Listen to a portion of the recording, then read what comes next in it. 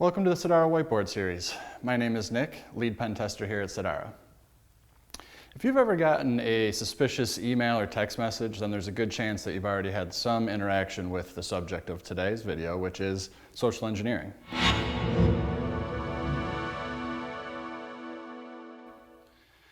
What is social engineering?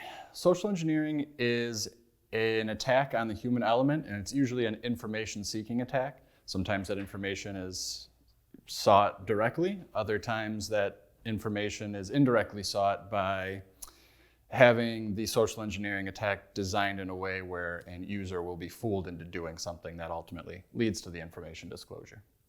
So what are some of the goals for an attacker? Why would somebody go through all the work of trying to social engineer one or a group of people? Well, first of all, financial information is probably the straightforward reason. Bank account information, credit card numbers, cryptocurrency, wallets, anything like that would be an obvious target for somebody who is conducting a social engineering attack on somebody. Something else that is maybe a little bit less obvious would be personally identifiable information, or PII. This is things that are like your social security number would be a big one, your address, email address, phone number, previous addresses, things like that are all pieces of information that could ultimately lead to your identity either being stolen or maybe a fake identity being created using your information. A third reason that a social engineer attack might take place is to work on stealing intellectual property.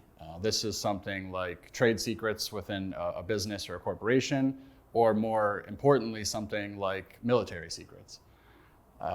Fourth would be your computer's resources or your internet broadband speed. These all have resources that could be beneficial to an attacker, especially in the case of something called a botnet, which would be a group of infected or malware-infected computers or devices that an attacker could remotely control altogether to use these resources for malicious reasons like distributed denial of service, which is an attack to try to knock a target offline, or cryptocurrency mining, which is using all these computer resources to work through a cryptocurrency mining process that could also lend financial benefit to the attacker behind the social engineering attack. So what are some of the methods? Well, there's a bunch. There's probably four that I would say are the most common. First and foremost is email. We get spam email all day, we get junk email all day. A lot of this would fall right under the category of social engineering. Sometimes it's an attachment that they want you to open. The attachment has malware in it. Sometimes there's a website they want you to go to in this email. And the website will have a credential harvesting page where they try to steal your username and password, or there'll be some sort of browser level exploit where, again, they're trying to essentially get malware loaded onto your computer. Or really any of the other goals that we talked about. A second way that we see a lot of social engineering attacks taking place would be through like a text message on your cell phone. Same concept, where there's usually some sort of link they want you to go to. That link probably has some sort of malicious behavior associated with it. A third one would be, again, the phone, but instead of text message, it would be voice. So this would be somebody who calls you on the phone, pretends to be a bank, pretends to be a friend, a coworker, anybody that they feel they could be convincing, posing as, again, to try to achieve one of the goals that we already discussed. And the fourth and probably least common way that I see social engineering still taking place would be through postal mail or snail mail, so to speak.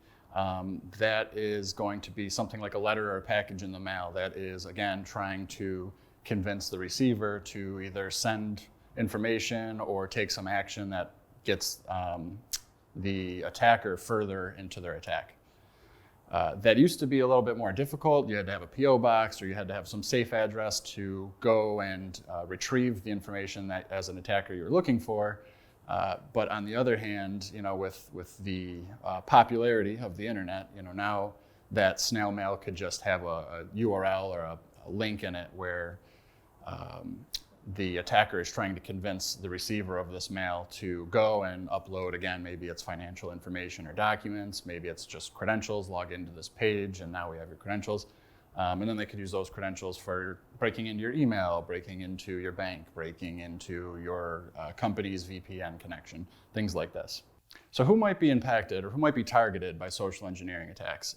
Just about anybody. It could be an individual, could be a business, it could be the military, it could be non-for-profits. There's really nobody who wouldn't be targeted.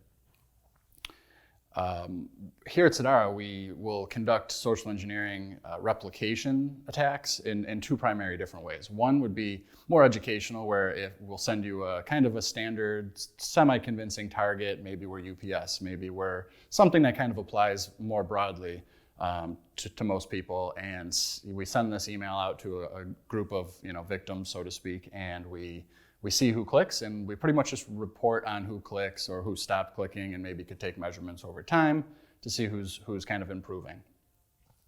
The other kind of more involved process that we will go through is a phishing engagement where we kind of consider it consequential.